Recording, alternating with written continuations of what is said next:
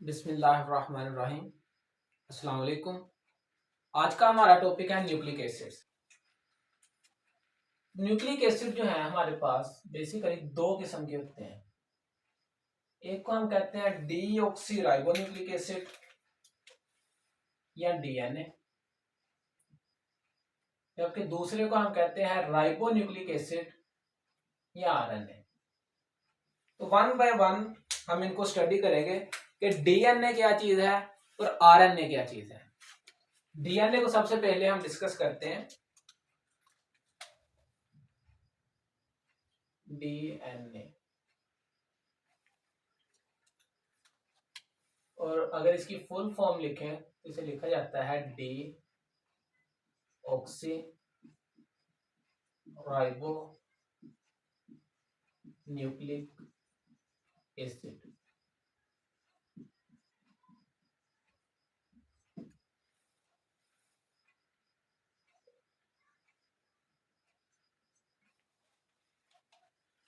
तो डीएनए जैसा कि हम सब जानते हैं कि तमाम की तमाम इंफॉर्मेशन जो है वो डीएनए के अंदर मौजूद होती है। यानी कि हमारा हेयर कलर कैसा होगा, आई कलर कैसा होगा, हमारी हाइट कितनी होगी, हमारा स्किन कलर कैसा होगा, तो ये सब कुछ जो है यानी जितनी की जितनी भी इंफॉर्मेशन एक ऑर्गेनिज्म की है, या हम कह सकते हैं तमाम की तमाम इंफॉर्मेशन जो सेल के लिए जरूरी है, वो तमाम की तमाम इंफॉर्मेशन इस एक मॉलिक्यूल के अंदर स्टोर होती है, जिसे हम मैक्रो मॉलिक्यूल भी कह सकते हैं। It is a macro molecule, जिसके अंदर तमाम की तमाम इंफॉर्मेशन ऑर्गेनिज्म की या उसके जो सेल हैं उनके लिए जो जरूरी इंफॉर्मेशन है, जो जरूरी मालूमात है, वो डीएनए के अंदर स्टोर होती है। तो डीएनए जो है हमारे पास मास्टर प्लान है। किसी भी सेल के अंदर जो केमिकल रिएक्शंस होंगे या फिर सेल के अंदर कोई भी मॉलिक्यूल मौजूद होगा तो वो किस किस्म का होगा, ये सारी की सारी इंफॉर्मेशन एक डीएनए के अंदर मौजूद है, या हम कह सकते हैं एक किताब के अंदर मौजूद है, जिसे हम मास्टर प्लान कह रहे हैं। तो तमाम की तमाम जो मास्टर प्लानिंग है वो डीएनए के अंदर मौजूद है। डीएनए एक किताब की तरह है जो कि एक लाइब्रेरी के अंदर मौजूद है, और वो प्राइवेट लाइब्रेरी नहीं है, पब्लिक लाइब्रेरी नहीं है, बेसिकली सॉरी, वो प्राइवेट लाइब्रेरी है। यानी कि उस लाइब्रेरी के अंदर सिर्फ कुछ खास लोग जाएंगे और उन किताब को रीड कर सकते हैं, और वो आम पब्लिक के लिए वो किताब जो है मुयस्सर नहीं है, वो उसको पढ़ नहीं सकते। तो डीएनए की कॉपीज बनाई जाएंगी ताकि आम लोग उसे पढ़ सकें। तो वो जो कॉपीज बनाई जाएंगी डीएनए की, उसे हम कहते हैं आरएनए। तो लाइब्रेरी जो है हमारे पास प्राइवेट लाइब्रेरी, उसके अंदर जो बुक्स मौजूद हैं उन्हें हम कह रहे हैं डीएनए, और उसकी जो कॉपीज बनाई गई हैं ताकि आम लोग उसे पढ़ सकें, उसको हम कहते हैं आरएनए। तो आरएनए को हम कह सकते हैं कि ये फंक्शनल कॉपी है डीएनए की। Functional copy of DNA is called RNA. अब उस किताब की जब कॉपीज कर ली गई, अब वो कॉपीज जो है हम डिस्ट्रीब्यूट कर सकते हैं, तकसीम कर सकते हैं आम लोगों में। अब फर्ज कर लें कि वो जो कॉपी थी वो यानी कि डीएनए जो बुक थी वो हमारे पास एक मैनुअल बुक थी, यानी कि उसके ऊपर रेसिपीज लिखी थी कि आप यानी कि चावल कैसे बना सकते हैं, कोरमा कैसे बना सकते हैं। तो अब चूंकि उसकी फोटोकॉपी कर ली गई है, उसका आरएनए बना लिया गया है, तो वो आम लोगों को मुयस्सर है, और वो आम लोग जो हैं हमारे पास क्या करेंगे कि इस कॉपी को रीड करेंगे और देखेंगे कि इसके अंदर इतने चावल डालेंगे, इतना गोश्त जो है हम डालेंगे, और इसके अलावा इतने मसाले डालेंगे, और वो एक बिरयानी या एक कोरमा बना लेंगे। तो वो जो हमारे पास रिजल्टेंट चीज बनी है, किसको रीड करके, आरएनए को रीड करके, उसको हम कहते हैं प्रोटीन्स।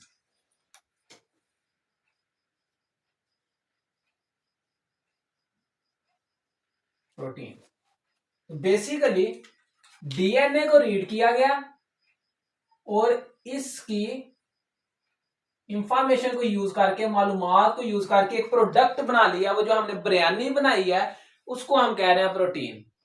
और वो जो इंफॉर्मेशन थी बेसिकली डीएनए की थी, लेकिन वो कोडेड फॉर्म में थी, उसको कोई खास लोग ही रीड कर सकते थे। तमाम लोग रीड नहीं थे कर सकते। इसीलिए उन खास लोगों ने क्या किया कि डीएनए को चेंज कर दिया आरएनए में, और आरएनए को फिर अब चूंकि ये डी कोड हो गई है, यानी वो जो कोडिंग की हुई थी जो कुछ लोग ही पढ़ सकते थे, अब उसको डी कोड कर दिया गया ताकि आम लैंग्वेज में यानी कि लिख दिया गया ताकि तमाम लोग उस मैनुअल बुक को पढ़ लें और रेसिपी बना लें। और जब आम लोगों ने आरएनए को रीड किया और उसके नतीजे में कुछ खास किस्म की प्रोडक्ट्स बना ली, उन्हें हम कहते हैं प्रोटीन। और वो जो लोग थे जिन्होंने इसको पढ़ा वो हमारे पास यहाँ पे राइबोसोम्स हैं। उम्मीद आपको समझ आ गई होगी कि मैं क्या कहना चाह रहा हूं। राइबोसोम, तो राइबोसोम्स ने रीड किया आरएनए को, राइबोसोम ने रीड किया और इसकी कॉपीज बना दी, यानी प्रोडक्ट्स बना दी जिन्हें हम कह रहे हैं प्रोटीन्स। फिर एक दफा बता देता हूं, डीएनए हमारे पास एक बुक की तरह है जिसे हर कोई नहीं पढ़ सकता, इसको सिर्फ कुछ खास लोग ही पढ़ेंगे। अब वो खास लोग क्या करेंगे, इसकी कॉपीज बना देंगे ताकि हर कोई इसको पढ़ सके, इससे फायदा हासिल कर सके। वो जो कॉपीज बनाई हैं डीएनए की उनको हम कहते हैं आरएनए। तो आरएनए हमारे पास वो कॉपीज हैं जो कि हर कोई रीड कर सकता है। तो अब क्या करेंगे, लोग इस आरएनए को रीड करेंगे और इसके ऊपर जो इंफॉर्मेशन लिखी होगी उसके नतीजे में प्रोडक्ट्स बना लेंगे जिन्हें हम कहते हैं प्रोटीन्स। और वो जो लोग हैं हमारे पास वो बेसिकली राइबोसोम्स हैं। अब जो प्रोटीन्स हैं ये हमारे पास दो किस्म की होती हैं। कुछ प्रोटीन्स हमारे पास फंक्शनल होती हैं जो कि काम परफॉर्म करती हैं, जैसे कि हमारे पास एंजाइम्स हैं जो कि तमाम के तमाम रिएक्शन जो हैं सेल के अंदर उनको कंट्रोल करते हैं, उनको स्पीड अप करते हैं, उनको रेगुलेट करते हैं। तो ये एंजाइम्स भी जो हैं हमारे पास तमाम के तमाम प्रोटीन्स होते हैं। तो फंक्शनल जो कॉपीज थी या फंक्शनल प्रोडक्ट थी या फंक्शनल प्रोटीन जो थी जो कि आरएनए को रीड करके बनाई गई वो हमारे पास फंक्शनल प्रोटीन है।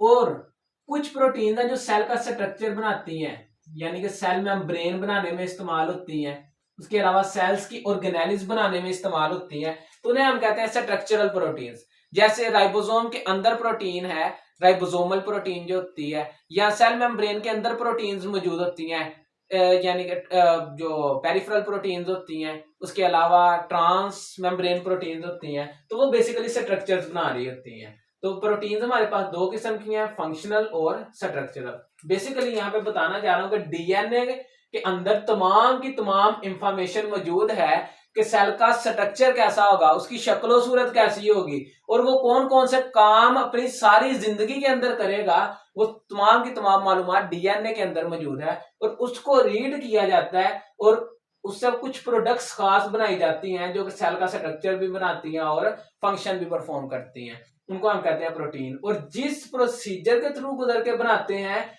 उसको हम कहते हैं, यानी कि वो जो कॉपी बनाई है डीएनए की उसे हम कहेंगे आरएनए। तो सबसे पहले हम यहाँ पे डीएनए को स्टडी करेंगे कि डीएनए है क्या, फिर फर्दर हम प्रोसीड करेंगे।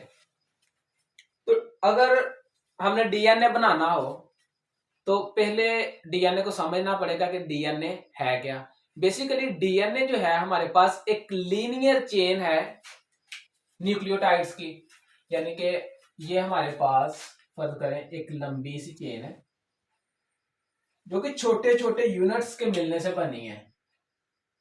एक यूनिट, दूसरा यूनिट, तीसरा यूनिट, चौथा, इसी तरह एक यूनिट दूसरे यूनिट से मिलता गया और उसने एक लंबी सी चेन बना दी।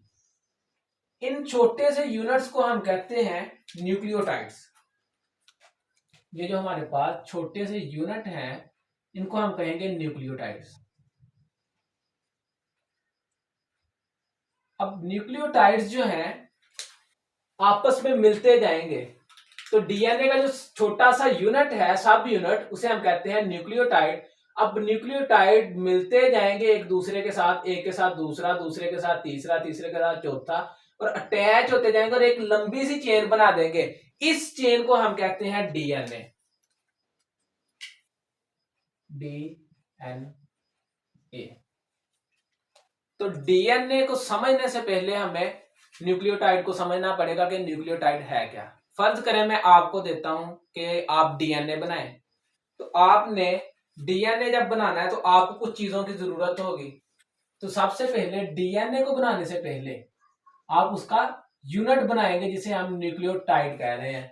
तो वो जो न्यूक्लियोटाइड है हमारे पास, उसको आप बनाने के लिए मैं आपको कुछ बेसिस दूंगा जिन्हें हम कहते हैं नाइट्रोजिनस बेसिस। तो डीएनए बेसिकली हमारे पास कुछ यूनिट्स पे मुश्तमिल होता है। तो सबसे पहला जो यूनिट है हमारे पास वो है नाइट्रोजिनस बेसिस।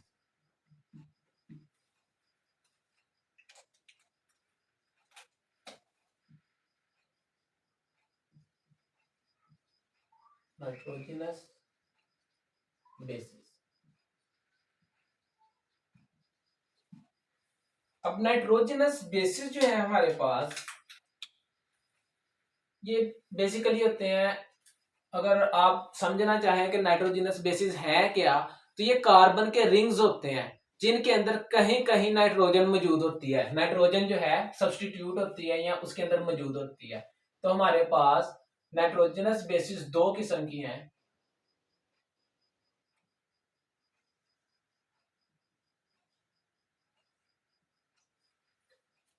एक हमारे पास डबल रिंग्ड होती हैं, दो रिंग्स वाली,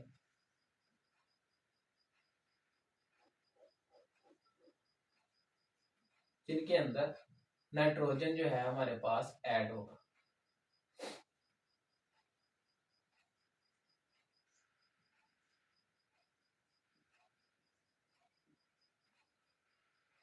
बेसिक स्ट्रक्चर जो है हमारे पास, ये हमारे पास डबल रिंग, एक रिंग ये वाला है और दूसरा रिंग ये वाला है। एक नाइट्रोजनस बेस जो है हमारे पास, जो अभी मैंने जिक्र किया, वो डबल रिंग है, और जबकि दूसरी जो है हमारे पास वो सिंगल रिंग है।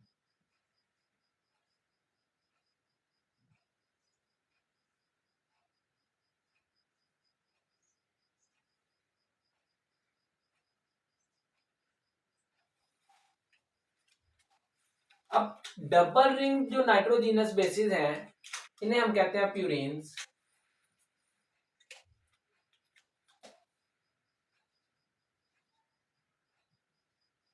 जबकि जो सिंगल रिंग्ड होंगी उन्हें हम कहते हैं पायरिमिडीन्स।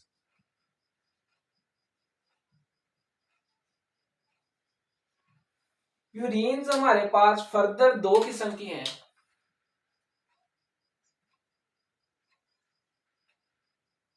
एक को हम कहते हैं एडिनिन, दूसरी को हम कहते हैं गवानीन। पायरिमिडीन हमारे पास तीन किस्म की हैं।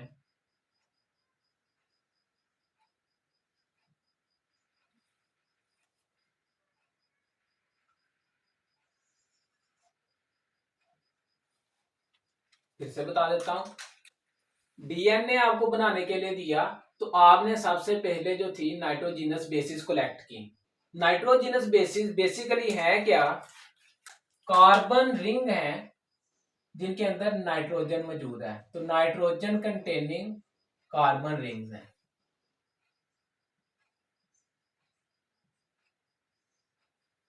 तो कार्बन है यहां पे हमारे पास, जिसके अंदर कहीं कहीं नाइट्रोजन ऐड है। अब नाइट्रोजनस बेसिस भी दो किस्म की हैं। कुछ जो है हमारे पास वो डबल रिंग है, यानी दो रिंग्स हैं, एक ये वाला रिंग और एक ये वाला रिंग। और कुछ जो है हमारे पास वो सिंगल रिंग है। जो डबल रिंग है उन्हें हम कहते हैं प्यूरीन्स, लेकिन जो हमारे पास सिंगल रिंग है एक सर्कल वाली, उन्हें हम कहते हैं पायरिमिडीन्स। तो अगर देखा जाए, अगर इनको हम नंबरिंग दें, कार्बन नंबर 1 यानी पोजीशन नंबर 1, पोजीशन नंबर 2, 3, 4, 5, 6, 7, 8, 9। उसी तरह पायरिमिडीन की पोजीशन नंबर 1, 2, 3, 4, 5 और 6।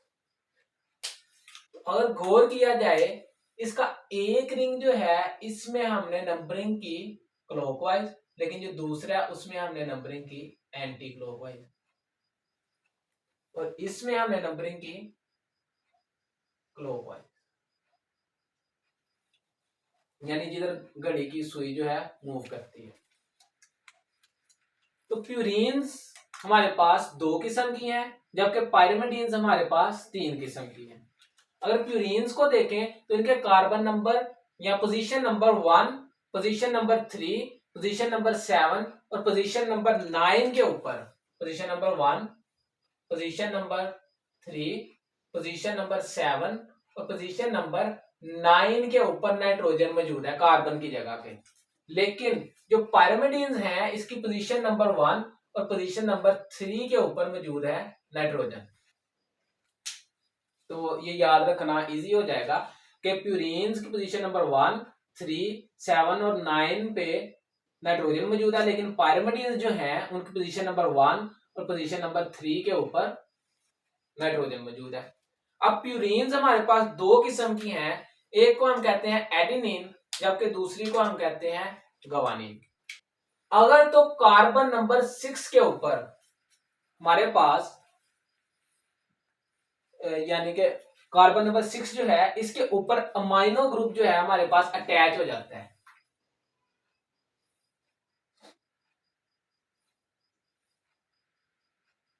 कार्बन नंबर 6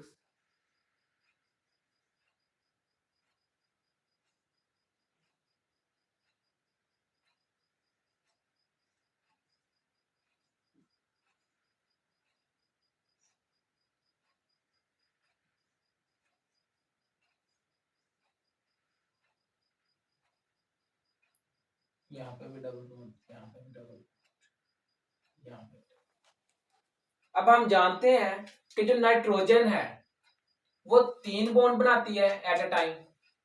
नाइट्रोजन जो है वो 3 बॉन्ड्स बनाती है, लेकिन जो कार्बन है वो 4 बॉन्ड्स बनाती है। तो हमने यहाँ पे कार्बन के बॉन्ड्स भी पूरे करने हैं, नाइट्रोजन के बॉन्ड भी पूरे करने हैं।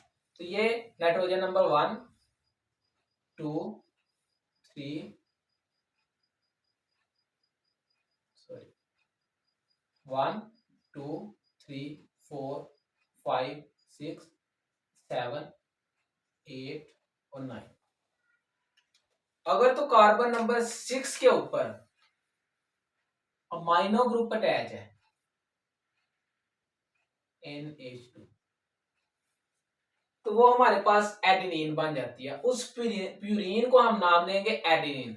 अगर कार्बन नंबर 6 पे अमाइनो ग्रुप अटैच है तो हम इसे दूसरा नाम भी दे सकते हैं 6 अमाइनो प्यूरीन, या फिर इसी को हम कह रहे हैं एडेनिन।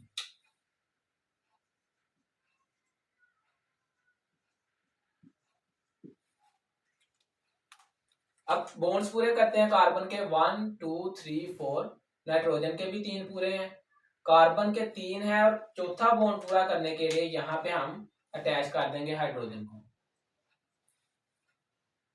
नाइट्रोजन के 3 बॉन्ड पूरे हैं, कार्बन के भी 4 पूरे हैं, इसके भी 4 पूरे हैं, नाइट्रोजन के 3 पूरे हैं, कार्बन के 1, 2, 3, यहाँ पे हाइड्रोजन, और उसी तरह नाइट्रोजन के 2 है और यहाँ पे तीसरा बॉन्ड पूरा करने के लिए हाइड्रोजन। तो जो बॉन्ड्स पूरे नहीं होंगे उनको पूरा करने के लिए हम इनके साथ हाइड्रोजन लगा देंगे। तो ये जो हमारे पास स्ट्रक्चर आया है यहां से लेके यहां तक, इसको हम कहते हैं एडेनिन। तो प्यूरीन्स जो हमारे पास है उनमें 2 हमारे पास मौजूद है, एक को हम एडेनिन कहते हैं और दूसरा हम ड्रा करते हैं, थोड़ा सा नीचे ड्रा कर देते हैं यहाँ पे, कार्बन नाइट्रोजन 1,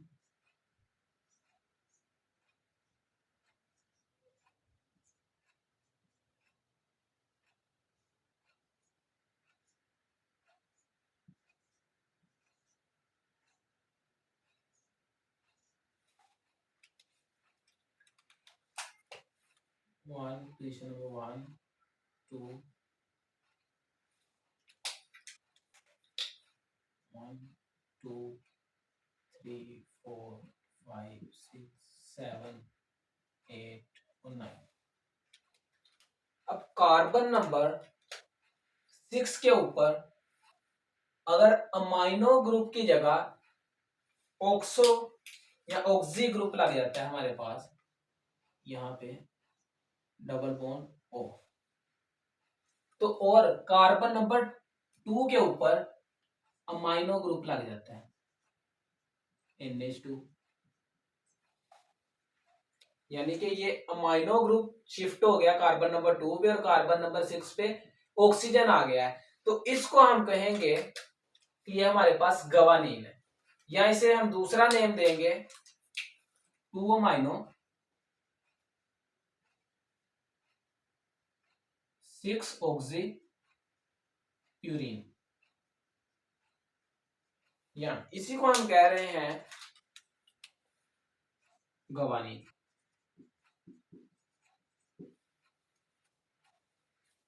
तो उम्मीद है समझ आ गई होगी कि नाइट्रोजिनस बेसिस फर्दर दो हिस्सों में डिवाइड है, डबल रिंग्ड और सिंगल रिंग। जो डबल रिंग्ड है उन्हें हम कह रहे हैं एडिनिन और गवानीन।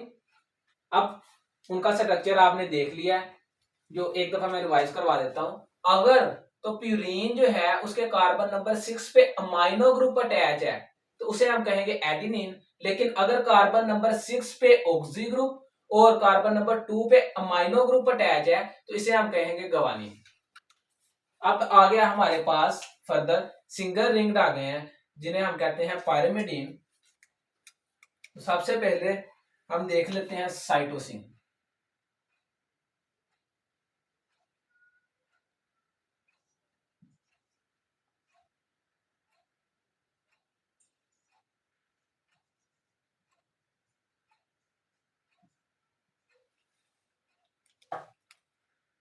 Carbon number position 1 2 3 4 5 6। अब जो हमारे पास गवानीन के मुखालिफ जो होती है वो साइटोसिन है, या उसके कंप्लीमेंट्री साइटोसिन होती है। कैसे वो अब फर्दर हम देखते हैं। तो साइटोसिन जो है इसके कार्बन नंबर 2 के ऊपर, यानी ये गवानीन की ऑपोजिट है, कार्बन नंबर 2 के ऊपर इसके यहाँ पे ऑक्सी ग्रुप अटैच हो जाएगा, लेकिन कार्बन नंबर जो 4 है इसके ऊपर अटैच हो जाएगा, चलिए इसी से ड्रा कर देता हूं, अमाइनो ग्रुप। इस स्ट्रक्चर को हम कहते हैं 2 ऑक्सी 4 अमाइनो पायरिमिडीन।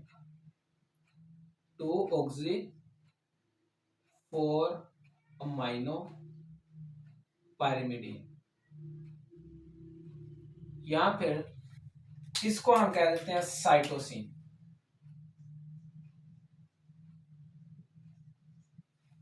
इसी तरह अगर इसी 6 कार्बन रिंग के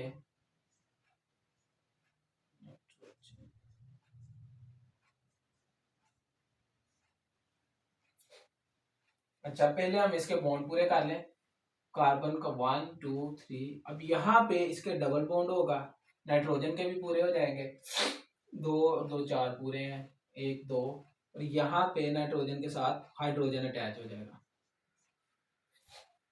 6 1 2 3, और कार्बन के साथ हाइड्रोजन 1 2 3, कार्बन के साथ हाइड्रोजन, और ये पूरे। उसी तरह अब इधर हम देखते हैं पोजीशन नंबर 1 2 3 4 5 और 6। अब अगर पोजीशन नंबर 2 जो है उस पे भी ऑक्सी ग्रुप अटैच है और पोजीशन नंबर 4 पे भी अगर ऑक्सी ग्रुप अटैच है तो इसे हम कहते हैं यूरासिल, यानी कि 2 2 4 डाई ऑक्सी पायरिमिडीन, या फिर इसे ही हम कहेंगे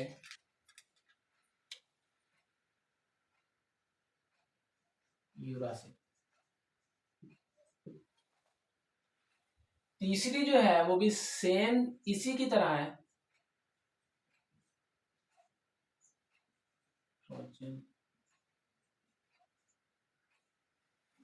अब होता क्या है कि तकरीबन ये सारी एक जैसी है,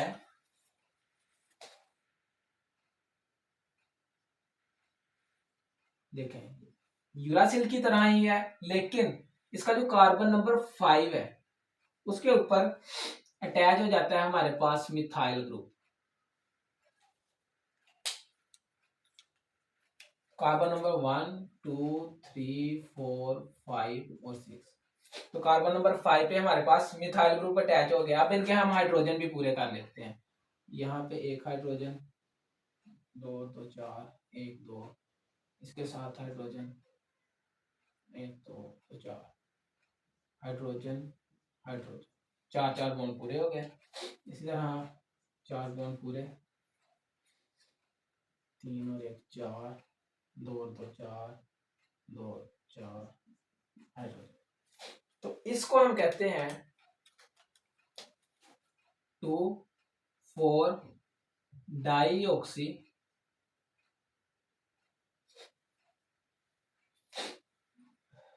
5 मिथाइल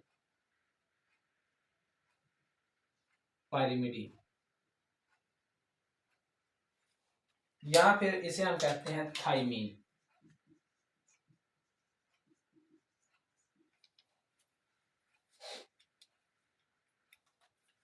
तो एक दफा फिर रिवाइज कर लेते हैं। पाइरिमिडीन जो है हमारे पास 3 किस्म के हैं। एक को हम कहते हैं साइटोसिन, अगर कार्बन नंबर 4 पे अमाइनो ग्रुप और कार्बन नंबर 2 पे ऑक्सी ग्रुप अटैच है तो इसे हम कहेंगे साइटोसिन। अगर उसी पाइरिमिडीन रिंग के कार्बन नंबर 4 और कार्बन नंबर 2 पे ऑक्सी ग्रुप अटैच है या ऑक्सीजन अटैच है तो उसे हम कहेंगे कि ये यूरासिल है। और अगर यूरासिल के कार्बन नंबर 5 के हाइड्रोजन की जगह हमारे पास मिथाइल ग्रुप अटैच हो जाता है तो उसे हम कहते हैं कि ये हमारे पास थाइमीन है। तो नाइट्रोजनस बेसिस जो है, उम्मीद है आपको समझ आ गई होगी। इसी तरह आपने अब नाइट्रोजनस बेसिस ली। नाइट्रोजनस बेसिस लेने के बाद आपने 5 कार्बन मोनोसैकेराइड लिया। दूसरा जो हमारे पास यहाँ पे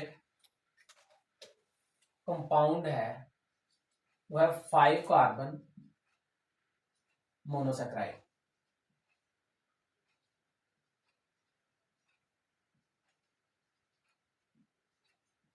इसको हम पेंटोज शुगर भी कह देते हैं, पेंटोज शुगर, या इसी का दूसरा नाम है राइबोस। तो ये हमारे पास 5 कार्बन मोनोसैकेराइड है। अगर इसका हम स्ट्रक्चर देखें तो ये हमें कुछ इस तरह से दिखाई देगा। Carbon number 1, carbon number 2, carbon number 3, carbon number 4 और कार्बन नंबर 5, और ये अटैच है यहाँ पे ऑक्सीजन के साथ, कार्बन नंबर 1 और 4। अब कार्बन नंबर 1 जो है इसके पास यहाँ पे हाइड्रोक्सल ग्रुप है और हाइड्रोजन है, hydroxyl group, hydrogen, hydroxyl group. इसके भी अब 4 बॉन्ड हमने पूरे करने हैं, कार्बन 1 2 3 और यहाँ पे हाइड्रोजन, चौथा बॉन्ड पूरा। कार्बन नंबर 5 जो है ये अटैच है 2 हाइड्रोजन के साथ और एक हाइड्रोक्सल ग्रुप के साथ, 1 2 3 और 4 पूरे हो गए कार्बन। तो ये हमारे पास पेंटोज शुगर है या जिसे हम राइबोस कहते हैं। अब राइबोस और पेंटोज शुगर का स्ट्रक्चर जो है आपको क्लियरली पता चल गया। अगर पेंटोज शुगर के कार्बन नंबर 2 के ऊपर से इस ऑक्सीजन को पंक्चर कर दिया जाए और इसको हटा दिया जाए, खत्म कर दिया जाए, यानी कि ऑक्सीजन जो है उसको उतार दिया जाए, तो हम इसे कहते हैं D oxyribose, D oxy ribose. तो डी का मतलब होता है उतार देना, ऑक्सी का मतलब ऑक्सीजन को हमने उतार दिया है कार्बन नंबर 2 के हाइड्रोक्सिल ग्रुप से, राइबोज के ऑक्सीजन को उतारा है, तो इस कंपाउंड का नाम डीऑक्सी राइबोज हो जाएगा। तो डीएनए बनाने में हम डीऑक्सी राइबोज का इस्तेमाल करते हैं, लेकिन आरएनए बनाने में जो शुगर इस्तेमाल होती है वो राइबोज शुगर होती है, यानी उसके यहाँ पे ऑक्सीजन मौजूद होती है। तो एक दफा में ये हमारे पास डीऑक्सी राइबोज है, यहाँ पे एक राइबोज भी हम ड्रा कर लेते हैं, simple C1 C2 C3 C4 C5 OH H H OH H OH H H OH। अब कार्बन नंबर राइबोज जो है इसका carbon number 2, carbon number 1, carbon number 3 और कार्बन नंबर 5 बहुत इंपॉर्टेंट है। कार्बन नंबर 1, 2, 3 और 5 बहुत इंपॉर्टेंट है। एक तो इंपॉर्टेंस इसकी मैंने आपको बता दी कि अगर तो यहां से कार्बन नंबर 2 के हाइड्रोक्सिल ग्रुप से ऑक्सीजन को उतार दिया जाए तो उसके नतीजे में हमारे पास जो कंपाउंड बनता है वह है डीऑक्सी राइबोज, और ये वाला जो कंपाउंड है ये हमारे पास राइबोज है। बाकी पोजीशन क्यों इंपॉर्टेंट है ये फर्दर जब हम पढ़ेंगे तो आपको 1 बाय 1 क्लियर हो जाएगा। अभी सिर्फ इतना याद रखेंगे, carbon number 1, carbon number 2, carbon number 3 और कार्बन नंबर 5 जो है ये बहुत इंपॉर्टेंट है। तो डीऑक्सी राइबोज का भी आपको पता चल गया और राइबोज का भी पता चल गया। डीऑक्सी राइबोज इस्तेमाल होता है डीएनए बनाने में, लेकिन राइबोज जो है इस्तेमाल होता है आरएनए बनाने में। इसीलिए डीएनए को हम कहते हैं डीऑक्सी राइबोन्यूक्लिक एसिड, यानी डीऑक्सी राइबो का मतलब है कि इसके अंदर डीऑक्सी राइबोज इस्तेमाल हुआ है, और जो आरएनए है उसे कहते हैं राइबोन्यूक्लिक एसिड, यानी कि इसके अंदर जो राइबोज है वो ऑक्सीजन वाला यानी कि राइबोज इस्तेमाल हुआ है, वो डीऑक्सी राइबोज इस्तेमाल नहीं हुआ। तीसरा जो कंपाउंड है, अच्छा ये आपने दो कंपाउंड लिए, एक हमारे पास 5 कार्बन मोनोसेक्राइड और दूसरा नाइट्रोजनस बेस। तीसरा जो कंपाउंड आपको चाहिए डीएनए बनाने के लिए वो है फास्फोरिक एसिड या फास्फेट ग्रुप आप कह सकते हैं, फास्फेट ग्रुप और फास्फोरिक एसिड।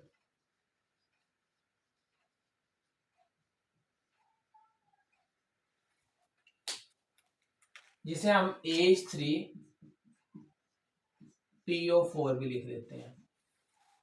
अब देखें, P जो है हमारे पास फास्फेट है, इसके पास एक साइड पे अटैच है ऑक्सीजन डबल बॉन्ड के साथ, और यानी बाकी जो 3 साइड्स हैं वहां पे ऑक्सीजन मौजूद है, नेगेटिवली चार्ज है। इसको आप इस तरह भी लिख सकते हैं, और अगर स्टेबल फॉर्म में लिखना है तो आप इसको कुछ यूं भी लिख सकते हैं कि ऑक्सीजन के साथ अटैच हो गए हैं हाइड्रोजन। तो ये जो हमारे पास तीसरा कंपाउंड है इसे हम कहते हैं फास्फेट ग्रुप या फास्फोरिक एसिड भी हम इसे कह देते हैं। तो ये 3 कंपाउंड्स इस्तेमाल होंगे बेसिकली डीएनए बनाने में। तो इन 3 कंपाउंड्स का आपको बेसिकली मालूम होना चाहिए कि ये किस तरह बनते हैं। आप इनके स्ट्रक्चर ड्रा करें और इसको अच्छी तरह से जहन नशी कर लें, तो आगे जो है हम फर्दर इसके बाद चलेंगे।